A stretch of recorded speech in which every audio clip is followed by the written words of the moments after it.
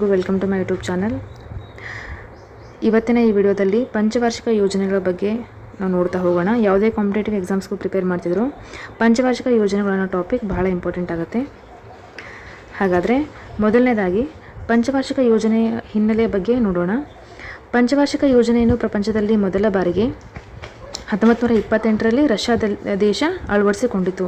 ಪ್ರಪಂಚದಲ್ಲಿ ಮೊದಲನೇ ಬಾರಿಗೆ 1928ರಲ್ಲಿ ರಷ್ಯಾ ದೇಶ ಪಂಚವಾರ್ಷಿಕ ಯೋಜನೆಯನ್ನು ಅಳವಡಿಸಿಕೊಂಡ ದೇಶ ಆಗುತ್ತೆ.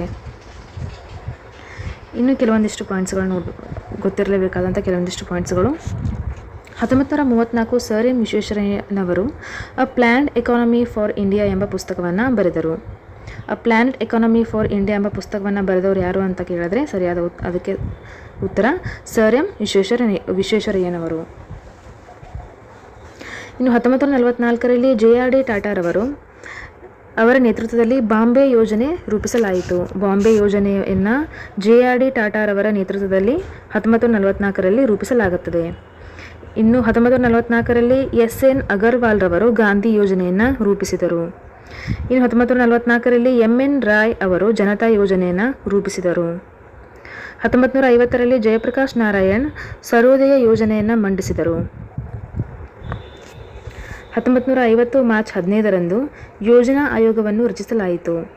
ಯೋಜನಾ ಆಯೋಗವನ್ನು ಯಾವಾಗ ರಚಿಸಲಾಯಿತು ಅಂತ ಕೇಳಿದ್ರೆ ಸರಿಯಾದ ಉತ್ತರ 1950 ಮಾರ್ಚ್ 15ರಂದು. ಇನ್ನು 1952ರಲ್ಲಿ ಎಲ್ಲರೂ ಗೊತ್ತಿರೋ ಹಾಗೆ ರಾಷ್ಟ್ರೀಯ ಅಭಿವೃದ್ಧಿ ಮಂಡಳಿ ರಚನೆ ಆಗುತ್ತೆ. ನೆಪ್ ಅಂತ ಹೇಳ್ತಾರಲ್ಲ, ನ್ಯಾಷನಲ್ ಡೆವಲಪ್ಮೆಂಟ್ ಪ್ರೋಗ್ರಾಮನ್ನು 1952ರಲ್ಲಿ ರಚನೆಯನ್ನು ಮಾಡಲಾಗುತ್ತೆ. ಇನ್ನು ಕೊನೆಯದಾಗಿ 2015 ಜನವರಿ 1ರಂದು ನೀತಿ ಆಯೋಗವನ್ನು ಪ್ರಾರಂಭಿಸಲಾಯಿತು. ಪಂಚವಾರ್ಷಿಕ ಯೋಜನೆಯ ಅವಧಿಯಲ್ಲಿನ ಅಧ್ಯಕ್ಷರು ಮತ್ತು ಉಪಾಧ್ಯಕ್ಷರು 12 ಪಂಚವಾರ್ಷಿಕ ಯೋಜನೆ ಏನಾಗುತ್ತಲ್ಲ 1ರಿಂದ 12ವರೆಗಿನ ಅಧ್ಯಕ್ಷರು ಯಾರಾಗಿರ್ತಾರೆ ಮತ್ತು ಉಪಾಧ್ಯಕ್ಷರು ಆಗಿರ್ತಾರೆ ಅಂತ ನೋಡೋಣ. ಮೊದಲ 3 ಪಂಚವಾರ್ಷಿಕ ಯೋಜನೆಯ ಅಧ್ಯಕ್ಷರು ಜವಾಹರ್ಲಾಲ್ ನೆಹರು ಅವರು. ನಂತರ 3 ಅಂದರೆ 4, 5, 6 ಪಂಚವಾರ್ಷಿಕ ಯೋಜನೆಯ ಅಧ್ಯಕ್ಷರು ಇಂದಿರಾ ಗಾಂಧಿ ಅವರು. ಮೊದಲನೇ 3 ಜವಾಹರ್ಲಾಲ್ ನೆಹರು ಅವರು, 4, 5, 6 ಪಂಚವಾರ್ಷಿಕ ಯೋಜನೆಯ ಅಧ್ಯಕ್ಷರು ಇಂದಿರಾ ಗಾಂಧಿಯವರು ಆಗಿರ್ತಾರೆ. ಇನ್ನು ಮೊದಲನೇ ಪಂಚವಾರ್ಷಿಕ ಯೋಜನೆಯ ಉಪಾಧ್ಯಕ್ಷರು ಗುಜ್ಜಾರಿಲಾಲ್ ನಂದಾ. ಇನ್ನು 2ನೇ ಪಂಚವಾರ್ಷಿಕ ಯೋಜನೆಯ ಉಪಾಧ್ಯಕ್ಷರು ಕೃಷ್ಣಮಾಚಾರ್ಯರು. 3ನೇ ಪಂಚವಾರ್ಷಿಕ ಯೋಜನೆಯ ಉಪಾಧ್ಯಕ್ಷರು ಗುಜ್ಜಾರಿಲಾಲ್ ನಂದಾ. ಮತ್ತೆ 1ನೇದು ಮತ್ತು 3ನೇದು ಪಂಚವಾರ್ಷಿಕ ಯೋಜನೆಯ ಉಪಾಧ್ಯಕ್ಷರು ಸೇಮ್ ಗುಜ್ಜಾರಿಲಾಲ್ ನಂದಾ ಅವರು ಆಗ್ತಾರೆ. ಇನ್ನು 4ನೇ ಪಂಚವಾರ್ಷಿಕ ಯೋಜನೆಯ ಉಪಾಧ್ಯಕ್ಷರು DR ಗಾಡ್ಗಿಲ್ ಅವರು. 5ನೇ ಪಂಚವಾರ್ಷಿಕ ಯೋಜನೆಯ ಉಪಾಧ್ಯಕ್ಷರು ಹಕ್ಸಾರ್ ಅವರು ಆಗಿರ್ತಾರೆ. 6ನೇ ಪಂಚವಾರ್ಷಿಕ ಯೋಜನೆಯ ಉಪಾಧ್ಯಕ್ಷರು ND ತಿವಾರಿ ಅವರು. 7ನೇ ಪಂಚವಾರ್ಷಿಕ ಯೋಜನೆಯ ಅಧ್ಯಕ್ಷರು ರಾಜೀವ್ ಗಾಂಧಿ ಅವರು, ಹಾಗೆ ಉಪಾಧ್ಯಕ್ಷರು ಮನಮೋಹನ್ ಸಿಂಗ್ ಅವರು. 8ನೇ ಪಂಚವಾರ್ಷಿಕ ಯೋಜನೆಯ ಅಧ್ಯಕ್ಷರು ನರಸಿಂಹರಾವ್ ಅವರು ಹಾಗೂ ಉಪಾಧ್ಯಕ್ಷರು ಪ್ರಣಬ್ ಮುಖರ್ಜಿ ಅವರು. 9ನೇ ಪಂಚವಾರ್ಷಿಕ ಯೋಜನೆಯ ಅಧ್ಯಕ್ಷರು ನರಸಿಂಹರಾವ್ ಅವರು, ಹಾಗೆ ಉಪಾಧ್ಯಕ್ಷರು ಪ್ರೊಫೆಸರ್ ಮಧು ದಂಡವತೆ ಅಂತ ಆಗಿರ್ತಾರೆ. ಇನ್ನು 10ನೇ ಪಂಚವಾರ್ಷಿಕ ಯೋಜನೆಯ ಅಧ್ಯಕ್ಷರು ವಾಜಪೇಯಿ, ಹಾಗೆ ಉಪಾಧ್ಯಕ್ಷರು KC ಪಂತ್ ಅವರು ಆಗಿರ್ತಾರೆ. ಇನ್ನು 11 ಮತ್ತು 12ನೇ ಪಂಚವಾರ್ಷಿಕ ಯೋಜನೆಯ ಅಧ್ಯಕ್ಷರು ಮನಮೋಹನ್ ಸಿಂಗ್ ಅವರು ಮತ್ತು ಉಪಾಧ್ಯಕ್ಷರು M ಅಲ್ಲೂವಾಲಿ ಅವರು ಆಗಿರ್ತಾರೆ.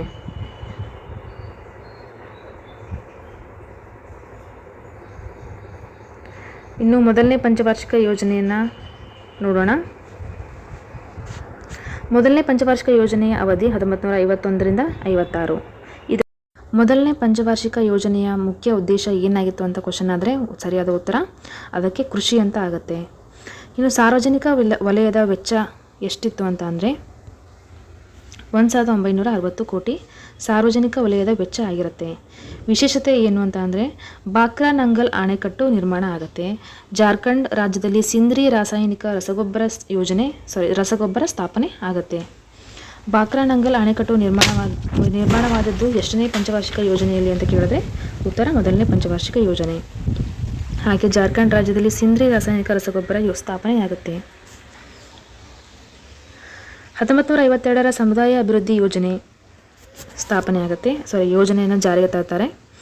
ಇದು ಹೆರಾಲ್ಡ್ ಡೋಮರ್ ಮಾದರಿಯ ಪಂಚವಾರ್ಷಿಕ ಯೋಜನೆ ಆಗಿರುತ್ತೆ. ಹೆರಾಲ್ಡ್ ಡೋಮರ್ ಮಾದರಿ ಅಂತ ಅಂದರೆ ಇದನ್ನು ಅಭಿವೃದ್ಧಿಪಡಿಸಿದವರು ಹೆರಾಲ್ಡ್ ಡೋಮರ್ ಮಾದರಿಯನ್ನು ಅಭಿವೃದ್ಧಿಪಡಿಸಿದವರು ರಾಯ್ ಎಫ್ ಹೆರಾಲ್ಡ್ ಮತ್ತು ಎವಿಸೆ ಡೋಮರ್ ಅವರು. ಇವರ ಪ್ರಕಾರ ಬಂಡವಾಳ ಹಾಗೂ ಉಳಿತಾಯ ಮೊತ್ತಗಳ ಆಧಾರದ ಮೇಲೆ ಆರ್ಥಿಕ ಬೆಳವಣಿಗೆಯನ್ನು ಅಳತೆ ಮಾಡಲಾಗುತ್ತದೆ. ಇವರ ಪ್ರಕಾರ ಏನು ಅಂತ ಅಂದರೆ ಬಂಡವಾಳ ಹಾಗೂ ಉಳಿತಾಯ ಮೊತ್ತಗಳ ಆಧಾರದ ಮೇಲೆ ಆರ್ಥಿಕ ಬೆಳವಣಿಗೆಯನ್ನು ಅಳತೆ ಮಾಡಲಾಗುತ್ತದೆ. ಇದೇ ಹೆರಾಲ್ಡ್ ಡೋಮರ್ ಅವರ ಮಾದರಿಯ ಪಂಚವಾರ್ಷಿಕ ಯೋಜನೆ. ಈ ಮೊದಲನೇ ಪಂಚವಾರ್ಷಿಕ ಯೋಜನೆಯಲ್ಲಿ ಬೆಳವಣಿಗೆಯ ದರ 2.1%, ಇದು ಸಾಧಿಸಿದ ದರ 3.7% ಆಗಿರುತ್ತೆ.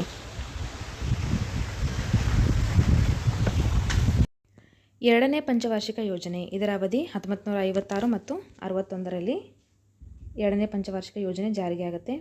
ಇದರ ಉದ್ದೇಶ ಕೈಗಾರಿಕೆ ಅಭಿವೃದ್ಧಿ. ಎರಡನೇ ಪಂಚವಾರ್ಷಿಕ ಯೋಜನೆಯ ಮುಖ್ಯ ಉದ್ದೇಶ ಕೈಗಾರಿಕೆ ಅಭಿವೃದ್ಧಿ. ಮೊದಲನೇ ಪಂಚವಾರ್ಷಿಕದ್ದು ಕೃಷಿ ಆಗಿತ್ತು. ಎರಡನೇ ಪಂಚವಾರ್ಷಿಕ ಯೋಜನೆಯ ಮುಖ್ಯ ಉದ್ದೇಶ ಕೈಗಾರಿಕೆ ಅಭಿವೃದ್ಧಿ. ಸಾರ್ವಜನಿಕ ವಲಯಗಳ ವೆಚ್ಚ 4672 ಕೋಟಿ. ವಿಶೇಷತೆ ಬಲಾಯಿ ಕಬ್ಬಿಣ ಉಕ್ಕು ಕಾರ್ಖಾನೆ ಸ್ಥಾಪನೆ ಆಗುತ್ತೆ. ದುರ್ಗಾಪುರ ಕಬ್ಬಿಣ ಮತ್ತು ಉಕ್ಕು ಕಾರ್ಖಾನೆ, ರೂರ್ಕೆಲಾ ಕಬ್ಬಿಣ ಮತ್ತು ಉಕ್ಕು ಕಾರ್ಖಾನೆಯನ್ನು ಸ್ಥಾಪನೆಯನ್ನು ಮಾಡ್ತಾರೆ. ಟಾಟಾ ಮೂಲಭೂತ ಸಂಶೋಧನೆ ಸಂಸ್ಥೆ ಸ್ಥಾಪನೆಯಾಗುತ್ತೆ. ಇನ್ನು PC ಮಹಾಲನೋಬಿಸ್ ಮಾದರಿ ಯೋಜನೆಯನ್ನು ಅಳವಡಿಸ್ಕೊಂಡಿರ್ತಾರೆ. PC ಮಹಾಲನೋಬಿಸ್ ಅಂತ ಅಂದರೆ PC ಮಹಾಲನೋಬಿಸ್ ಮಾದರಿ ಯೋಜನೆ ಅಂತ ಅಂದರೆ ಬೃಹತ್ ಕೈಗಾರಿಕೆಗಳನ್ನು ಕೈಗೊಳ್ಳುವುದರ ಮೂಲಕ ಆರ್ಥಿಕ ಚಟುವಟಿಕೆಗಳನ್ನು ಹೆಚ್ಚಿಸಿ ಸ್ವಾವಲಂಬನೆ ಸಾಧಿಸುವ ಮೂಲಕ ಬಂಡವಾಳ ಕೊರತೆಯನ್ನು ಹೋಗಲಾಡಿಸೋದು. ಇದೇ PC ಮಹಾಲನೋಬಿಸ್ ಮಾದರಿ ಯೋಜನೆ ಆಗಿರುತ್ತೆ. ಎರಡನೇ ಪಂಚವಾರ್ಷಿಕ ಯೋಜನೆಯಲ್ಲಿ ಬೆಳವಣಿಗೆಯ ದರ 5%, ಸಾಧಿಸಿದ ಬೆಳವಣಿಗೆಯ ದರ 4.7% ಆಗಿರುತ್ತೆ. ಮೂರನೇ ಪಂಚವಾರ್ಷಿಕ ಯೋಜನೆ, ಇದರ ಅವಧಿ 1961ರಿಂದ 1966. ಉದ್ದೇಶ ಕೃಷಿ, ನೀರಾವರಿ ಮತ್ತು ಕೈಗಾರಿಕೆ. ಸಾರ್ವಜನಿಕ ವಲಯದ ವೆಚ್ಚ 8577 ಕೋಟಿ. ನೀವಿಲ್ಲಿ ಗಮನಿಸಬಹುದು, ಸಾರ್ವಜನಿಕ ವಲಯದ ವೆಚ್ಚಗಳು ಹಾಗೆ ರೈಸ್ ಆಗ್ತಾನೆ ಹೋಗ್ತಾ ಇದೆ. ಇನ್ನು ವಿಶೇಷತೆ ಬೊಕಾರೋ ಉಕ್ಕು ಮತ್ತು ಕಬ್ಬಿಣ ಕಾರ್ಖಾನೆ ಸ್ಥಾಪನೆ. ಬೊಕಾರೋ ಉಕ್ಕು ಮತ್ತು ಕಬ್ಬಿಣ ಕಾರ್ಖಾನೆ ಸ್ಥಾಪನೆ ಎಷ್ಟನೇ ಪಂಚವಾರ್ಷಿಕ ಯೋಜನೆ ಅಂತ ಕೇಳಿದ್ರೆ ಉತ್ತರ ಮೂರನೇ ಪಂಚವಾರ್ಷಿಕ ಯೋಜನೆಯಲ್ಲಿ ಸ್ಥಾಪನೆ ಆಗುತ್ತೆ. ಈ ಯೋಜನೆ ಆರ್ಥಿಕತೆಯಲ್ಲಿ ದುರ್ಬಲವನ್ನು ಕಂಡಿತು. ಯಾಕೆ ಕಾರಣ ಅಂತಂದರೆ ಎಷ್ಟನೇ ಪಂಚವಾರ್ಷಿಕ ಯೋಜನೆ ಇದು? ಮೂರನೇ ಪಂಚವಾರ್ಷಿಕ ಯೋಜನೆ. ಮೂರನೇ ಪಂಚವಾರ್ಷಿಕ ಯೋಜನೆ ಆರ್ಥಿಕತೆಯಲ್ಲಿ ದುರ್ಬಲವನ್ನು ಕಂಡಿತು. ಯಾಕೆ ಅಂದರೆ 1962ರಲ್ಲಿ ಚೀನಾ ಭಾರತ ಯುದ್ಧ ಆಗುತ್ತೆ. 1965-66ರಲ್ಲಿ ಭಾರತ ಪಾಕಿಸ್ತಾನ ಯುದ್ಧ ಆಗುತ್ತೆ. 1965ರಲ್ಲಿ ತೀವ್ರ ಬರಗಾಲ ಉಂಟಾಗಿತ್ತು. ಹೀಗಾಗಿ ಮೂರನೇ ಪಂಚವಾರ್ಷಿಕ ಯೋಜನೆ ಆರ್ಥಿಕತೆಯಲ್ಲಿ ದುರ್ಬಲವನ್ನು ಕಂಡಿತು. ಬೆಳವಣಿಗೆ ದರ 5%, ಸಾಧಿಸಿದ ಬೆಳವಣಿಗೆ ದರ 2% ಆಗಿರುತ್ತೆ.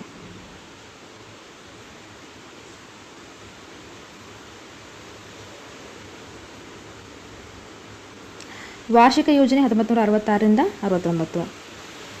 ವಾರ್ಷಿಕ ಯೋಜನೆಯನ್ನು ರಜಾ ಅವಧಿ ಅಂತ ಕರಿತೀವಿ. ವಾರ್ಷಿಕ ಯೋಜನೆ ಈ ಪಂಚವಾರ್ಷಿಕ ಯೋಜನೆಗಳ ಅವಧಿಯನ್ನು ರಜಾ ಅವಧಿ ಅಂತ ಕರೆಯುತ್ತೇವೆ. 1966-69ರವರೆಗಿನ ಭಾರತದ ಹಸಿರು ಕ್ರಾಂತಿ ಅವಧಿ ಎಂದು ಕೂಡ ನಾವು ಕರಿತೀವಿ. 1966 ಮತ್ತು 69ರ ಅವಧಿಯನ್ನು ಭಾರತದ ಹಸಿರು ಕ್ರಾಂತಿ ಅವಧಿ ಎಂದು ಕರೆಯುತ್ತೇವೆ. ಭಾರತದ ಹಸಿರು ಕ್ರಾಂತಿಯ ಪಿತಾಮಹ ಅಂತ ಯಾರನ್ನು ಕರಿತೀವಿ ಅಂತ ಅಂದರೆ MS ಸ್ವಾಮಿನಾಥನ್ ಅವರನ್ನು ಭಾರತದ ಹಸಿರು ಕ್ರಾಂತಿಯ ಪಿತಾಮಹ ಅಂತ ಕರಿತೀವಿ. ಇನ್ನು ಪಂಜಾಬ್ ಮತ್ತು ಹರಿಯಾಣ ಹಸಿರು ಕ್ರಾಂತಿಯ ಮುಖ್ಯ ರಾಜ್ಯಗಳು ಹುಟ್ಟುಕೊಂಡಿದ್ದು ಎಲ್ಲಿ ಅಂತಂದರೆ ಪಂಜಾಬ್ ಮತ್ತು ಹರಿಯಾಣ. ಇನ್ನು ಹಸಿರು ಕ್ರಾಂತಿ ಮುಖ್ಯವಾಗಿ ಯಾವ ಬೆಳೆಗೆ ಸಂಬಂಧಪಟ್ಟಿದೆ ಅಂತ ಅಂದರೆ ಗೋಧಿ ಬೆಳೆ. ಹಸಿರು ಕ್ರಾಂತಿ ಮುಖ್ಯವಾಗಿ ಗೋಧಿ ಬೆಳೆಗೆ ಸಂಬಂಧಪಟ್ಟಿದೆ. ಆನಂತರವಾಗಿ ಬಂದದ್ದು ಭತ್ತ, ಜೋಳ, ಸಜ್ಜೆ ಹಾಗೂ ರಾಗಿ.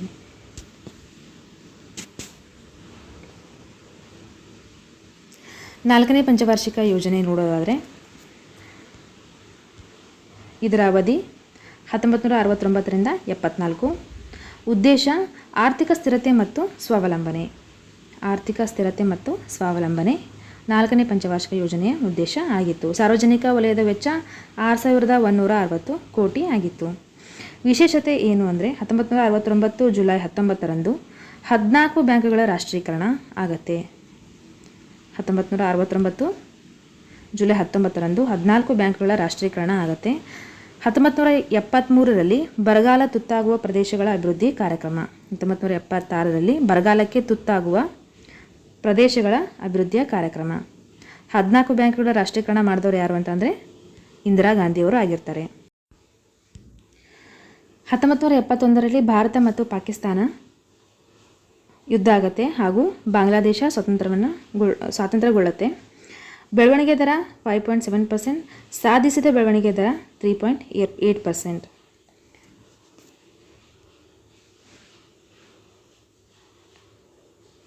ಇನ್ನು ಇಂಪಾರ್ಟೆಂಟ್ ಆದಂಥ ಪಂಚವಾರ್ಷಿಕ ಯೋಜನೆ 5ನೇ ಪಂಚವಾರ್ಷಿಕ ಯೋಜನೆ. ಇದರ ಅವಧಿ 1974ರಿಂದ 78, 1974ರಿಂದ 1978. ಮುಖ್ಯ ಉದ್ದೇಶ ಬಡತನ ನಿರ್ಮೂಲನೆ ಮತ್ತು ಸ್ವಾವಲಂಬನೆ. 5ನೇ ಪಂಚವಾರ್ಷಿಕ ಯೋಜನೆಯ ಮುಖ್ಯ ಉದ್ದೇಶ ಏನು ಅಂತ ಕೇಳಿದ್ರೆ ಉತ್ತರ ಬಡತನ ನಿರ್ಮೂಲನೆ ಮತ್ತು ಸ್ವಾವಲಂಬನೆ. ಸಾರ್ವಜನಿಕ ವಲಯದ ವೆಚ್ಚ 42,300 ಕೋಟಿ ಆಗಿರುತ್ತೆ. ವಿಶೇಷತೆ, ಇದು ಎಕ್ಸಾಮಲ್ಲಿ ಹಲವಾರು ಬಾರಿ ಕೇಳಿದ್ದಾರೆ. 20 ಅಂಶಗಳ ಕಾರ್ಯಕ್ರಮ ಯಾವ ಪಂಚವಾರ್ಷಿಕ ಯೋಜನೆಯಲ್ಲಿ ಪ್ರಾರಂಭವಾಗುತ್ತೆ ಅಂತ ಎಷ್ಟು ಸಲ ಕ್ವಶನ್ ಕೇಳಿದ್ದಾರೆ. 20 ಅಂಶಗಳ ಕಾರ್ಯಕ್ರಮ ಮತ್ತು ಗರೀಬಿ ಹಟಾವೋ ಘೋಷಣೆ ಯಾರ್ದು ಅಂತ ಕೇಳಿದ್ದಾರೆ. ಇಂದಿರಾ ಗಾಂಧಿಯವ್ರದ್ದು. 20 ಅಂಶಗಳ ಕಾರ್ಯಕ್ರಮ ಪಂಚವಾರ್ಷಿಕ ಯೋಜನೆ ಅಡಿಯಲ್ಲಿ ಬರುತ್ತೆ ಮತ್ತು ಗರೀಬಿ ಹಟಾವೋ ಘೋಷಣೆ ಇವೆರಡು ಭಾಳ ಇಂಪಾರ್ಟೆಂಟ್ ಆಗುತ್ತೆ. ಹಾಗೆ ಕೆಲವೊಂದಿಷ್ಟು ಅಂಕಿಅಂಶಗಳನ್ನು ಗೊತ್ತಿರಬೇಕು. ಕನಿಷ್ಠ ಅವಶ್ಯಕತೆಗಳ ಕಾರ್ಯಕ್ರಮ 1975ರಲ್ಲಿ ಬರುತ್ತೆ. ಸಾಮಾನ್ಯ ಕೆಲಸಕ್ಕೆ ಸಮಾನ ವೇತನ ಕಾಯ್ದೆ 1976, ಜೀತ ವಿಮುಕ್ತ ಕಾಯ್ದೆ 1976, 20 ಅಂಶಗಳ ಕಾರ್ಯಕ್ರಮ 1975, ಏಕಸ್ವಾಮ್ಯ ನಿಯಂತ್ರಣ ಕಾರ್ಯ ಜಾರಿಗೆ ಆಗುತ್ತೆ. ಬೆಳವಣಿಗೆ ದರ 5.5% ಮತ್ತು ಸಾಧಿಸಿದ ದರ 3.9%. 6ನೇ ಪಂಚವಾರ್ಷಿಕ ಯೋಜನೆ 1980ರಿಂದ 85. ಅವಧಿ, ಉದ್ದೇಶ ಬಡತನ ನಿರ್ಮೂಲನೆ ಮತ್ತು ಗ್ರಾಮೀಣ ಅಭಿವೃದ್ಧಿ. ಇನ್ನು ಸಾರ್ವಜನಿಕ ವಲಯದ ವೆಚ್ಚ 1,09,953 ಕೋಟಿ ರೂಪಾಯಿ ಆಗಿರುತ್ತೆ. ವಿಶೇಷತೆ ಏನು ಅಂತಂದರೆ ನಬಾರ್ಡ್ ಬ್ಯಾಂಕ್ ಸ್ಥಾಪನೆ ಆಗುತ್ತೆ. ನಬಾರ್ಡ್ ಬ್ಯಾಂಕ್ ಕೃಷಿ ಅಭಿವೃದ್ಧಿಗೆ ಸಂಬಂಧಪಟ್ಟಂಥ ನಬಾರ್ಡ್ ಬ್ಯಾಂಕ್ ರೈತರಿಗೆ ಸಾಲವನ್ನು ಒದಗಿಸುವಂಥದ್ದು. ಇದು ನಬಾರ್ಡ್ ಬ್ಯಾಂಕ್ ಸ್ಥಾಪನೆ ಎಷ್ಟನೇ ಪಂಚವಾರ್ಷಿಕ ಯೋಜನೆಯಲ್ಲಿ ಆಗುತ್ತೆ ಅಂತ ಅಂದರೆ ಉತ್ತರ 6ನೇ ಪಂಚವಾರ್ಷಿಕ ಯೋಜನೆಯಲ್ಲಿ ನಬಾರ್ಡ್ ಬ್ಯಾಂಕ್ ಸ್ಥಾಪನೆ ಆಗುತ್ತೆ. ಅದರ ಜೊತೆಗೆ ಎಕ್ಸಿಮ್ ಬ್ಯಾಂಕ್ ಸ್ಥಾಪನೆ ಆಗುತ್ತೆ, ವ್ಯಾಪಾರಕ್ಕೆ ಸಂಬಂಧಪಟ್ಟಂಥದ್ದು. ಇನ್ನು 1980 ಏಪ್ರಿಲ್ 16ರಂದು 200 ಕೋಟಿ ಠೇವಣಿ ಹೊಂದಿರುವ ಮತ್ತೆ 6 ಬ್ಯಾಂಕ್ಗಳ ರಾಷ್ಟ್ರೀಕರಣಗೊಳ್ಳುತ್ತೆ. ಇನ್ನು 1982ರಲ್ಲಿ ನಗರ ಪ್ರದೇಶದಲ್ಲಿ ಮಹಿಳೆಯರು ಮತ್ತು ಮಕ್ಕಳ ಅಭಿವೃದ್ಧಿ ಕಾರ್ಯಕ್ರಮ ಜಾರಿಗೊಳ್ಳುತ್ತೆ. 1980ರಲ್ಲಿ ರಾಷ್ಟ್ರೀಯ ಗ್ರಾಮೀಣ ಉದ್ಯೋಗ ಕಾರ್ಯಕ್ರಮ ಜಾರಿಗೆಗೊಳ್ಳುತ್ತೆ. ಬೆಳವಣಿಗೆ ದರ 5.2%, ಸಾಧಿಸಿದ ದರ 5.3%. 7ನೇ ಪಂಚವಾರ್ಷಿಕ ಯೋಜನೆ. ಇದರ ಅವಧಿ 1992ರಿಂದ 1997. ಉದ್ದೇಶ ಮಾನವ ಸಂಪನ್ಮೂಲ ಅಭಿವೃದ್ಧಿ. ಮೂಲ ಅಭಿವೃದ್ಧಿ ಉದ್ದೇಶ ಹೊಂದಿರೋ ಪಂಚವಾರ್ಷಿಕ ಯೋಜನೆ ಯಾವುದು, ಎಷ್ಟನೇದ್ದು ಅಂತಂದರೆ 7ನೇ ಪಂಚವಾರ್ಷಿಕ ಯೋಜನೆ. ಸಾರ್ವಜನಿಕ ವಲಯದ ವೆಚ್ಚ 4,37,100 ಕೋಟಿ. ವಿಶೇಷತೆ PMRY ಯೋಜನೆ ಜಾರಿಗೆ. ಪ್ರಧಾನಮಂತ್ರಿ ರೋಜ್ಗಾರ್ ಯೋಜನೆ ಅಂದರೆ ಉದ್ಯೋಗಕ್ಕೆ ಸಂಬಂಧಪಟ್ಟಂಥದ್ದು. ಪ್ರಧಾನಮಂತ್ರಿ ರೋಜ್ಗಾರ್ ಯೋಜನೆ ಜಾರಿಗೆ ಆಗತ್ತೆ 7ನೇ ಪಂಚವಾರ್ಷಿಕ ಯೋಜನೆಯಲ್ಲಿ. ಹೊಸ ಆರ್ಥಿಕ ನೀತಿ ಅಳವಡಿಕೆಯನ್ನು ಮಾಡ್ತಾರೆ. ರಾಷ್ಟ್ರೀಯ ಪಲ್ಸ್ ಪೋಲಿಯೋ ಕಾರ್ಯಕ್ರಮ ಜಾರಿಗೊಳ್ಳುತ್ತೆ. 1993ರಲ್ಲಿ ಉದ್ಯೋಗ ಭರವಸೆ ಯೋಜನೆಯನ್ನು ಜಾರಿಗೊಳ್ಳುತ್ತೆ. ಬೆಳವಣಿಗೆ ದರ 5.6%, ಸಾಧಿಸಿದ ದರ 6.7%. 9ನೇ ಪಂಚವಾರ್ಷಿಕ ಯೋಜನೆ 1997ರಿಂದ 2000 ಇಸ್ವಿಯವರೆಗೂ. ಸಾಮಾಜಿಕ ನ್ಯಾಯ ಮತ್ತು ಸಮಾನತೆ ಇದರ ಮುಖ್ಯ ಉದ್ದೇಶ. 9ನೇ ಪಂಚವಾರ್ಷಿಕ ಯೋಜನೆಯ ಮುಖ್ಯ ಉದ್ದೇಶ ಸಾಮಾಜಿಕ ನ್ಯಾಯ ಮತ್ತು ಸಮಾನತೆ. ಸಾರ್ವಜನಿಕ ವಲಯದ ವೆಚ್ಚ 9,41,041 ಕೋಟಿ. ವಿಶೇಷತೆ ಅನ್ನಪೂರ್ಣ ಯೋಜನೆ, ಪ್ರಧಾನಮಂತ್ರಿ ಗ್ರಾಮ ಸಡಕ್ ಯೋಜನೆ, ಅಂತ್ಯೋದಯ ಅನ್ನ ಯೋಜನೆ ಸ್ಥಾಪನೆಯನ್ನು ಆಗುತ್ತೆ. ನೋಡಿರಿ ಇಲ್ಲಿ ಅನ್ನಪೂರ್ಣ ಯೋಜನೆ, ಪ್ರಧಾನಮಂತ್ರಿ ಗ್ರಾಮ ಸಡಕ್ ಯೋಜನೆ ಮತ್ತು ಅಂತ್ಯೋದಯ ಅನ್ನ ಯೋಜನೆ ಎಷ್ಟನೇ ಪಂಚವಾರ್ಷಿಕ ಯೋಜನೆಯಲ್ಲಿ ಸ್ಥಾಪನೆಯಾಗಿತ್ತು ಅಂತಂದರೆ, ಇದು ಯೋಜನೆ ಜಾರಿಗೆ ಮಾಡ್ತಾರೆ ಅಂತಂದರೆ 9ನೇ ಪಂಚವಾರ್ಷಿಕ ಯೋಜನೆ.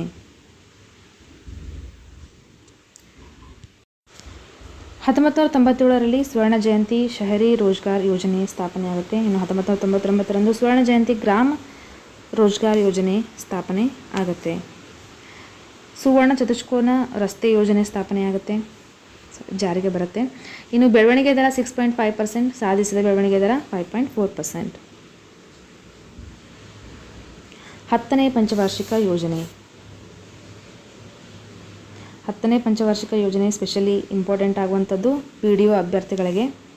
ಯಾಕಂದರೆ ಮಹಾತ್ಮ ಗಾಂಧೀಜಿ ಉದ್ಯೋಗ ಭರವಸೆ ಯೋಜನೆ ಜಾರಿಗೆ ಆದದ್ದು 10ನೇ ಪಂಚವಾರ್ಷಿಕ ಯೋಜನೆಯಲ್ಲಿ. ಇದರ ಅವಧಿ 2002ರಿಂದ 2007. ಉದ್ದೇಶ ಸಮಾನತೆ ಮತ್ತು ಸಾಮಾಜಿಕ ನ್ಯಾಯ. 10ನೇ ಪಂಚವಾರ್ಷಿಕ ಯೋಜನೆಯ ಉದ್ದೇಶ ಸಮಾನತೆ ಮತ್ತು ಸಾಮಾಜಿಕ ನ್ಯಾಯ ಆಗಿರುತ್ತೆ.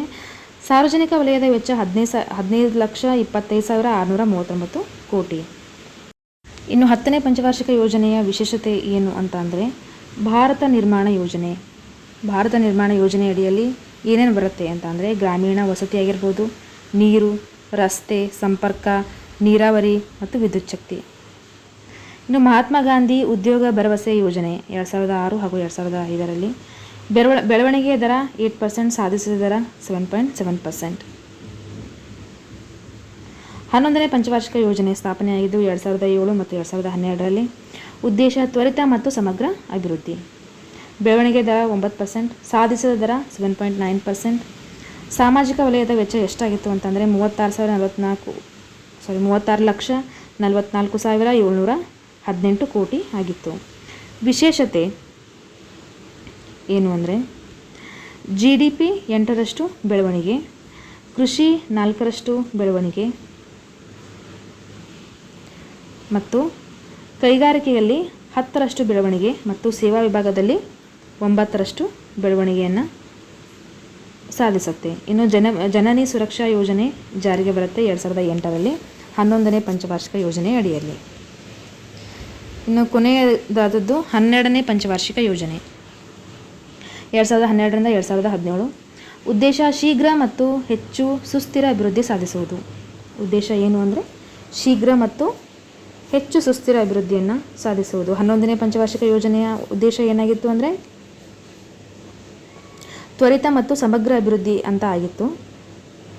ಇದು ಶೀಘ್ರ ಮತ್ತು ಹೆಚ್ಚು ಸುಸ್ಥಿರ ಅಭಿವೃದ್ಧಿ ಯೋಜನೆಯನ್ನು ಸಾಧಿಸುವುದು. ಇದು GDP 8% ಹೆಚ್ಚಿಸುವುದು ಆಗಿತ್ತು ಮತ್ತು ಕೃಷಿ ಬೆಳವಣಿಗೆ 4%, ಕೈಗಾರಿಕೆ ಬೆಳವಣಿಗೆ 7.6%, ತಯಾರಿಕಾ ಕ್ಷೇತ್ರ 7.1%, ಸೇವಾ ವಲಯ 9% ಮತ್ತು ಬಡತನ ಪ್ರಮಾಣವನ್ನು 10ಕ್ಕೆ ಇಳಿಸುವುದು ಇದರ ಯೋಜನೆಯ ಗುರಿಯಾಗಿತ್ತು. 50 ಲಕ್ಷ ಉದ್ಯೋಗಾವಕಾಶ ಸೃಷ್ಟಿಸುವುದು ಮತ್ತು 90% ಜನರಿಗೆ ಬ್ಯಾಂಕಿನ ಸೌಲಭ್ಯವನ್ನು ಒದಗಿಸುವುದು 12ನೇ ಪಂಚವಾರ್ಷಿಕ ಯೋಜನೆಯ ಗುರಿಯಾಗಿತ್ತು. ಇದಾದ ನಂತರ ಎಲ್ಲರೂ ಗೊತ್ತಿರುವ ಹಾಗೆ ನೀತಿ ಆಯೋಗ ಸ್ಥಾಪನೆಯಾಗುತ್ತೆ 1/1/2015ರಲ್ಲಿ. ಭಾರತ ಪ್ರಧಾನಮಂತ್ರಿಗಳು ಇದರ ಅಧ್ಯಕ್ಷರಾಗಿರ್ತಾರೆ. ಇಷ್ಟು ಇವತ್ತಿನ ತರಗತಿಯಾಗಿತ್ತು. ಮಾಹಿತಿ ಉಪಯೋಗ ಅಂತ ಅನ್ನಿಸ್ದಲ್ಲಿ ಲೈಕ್ ಮಾಡಿ, ಶೇರ್ ಮಾಡಿ ಹಾಗೂ ಸಬ್ಸ್ಕ್ರೈಬ್ ಮಾಡಿ. Thank you.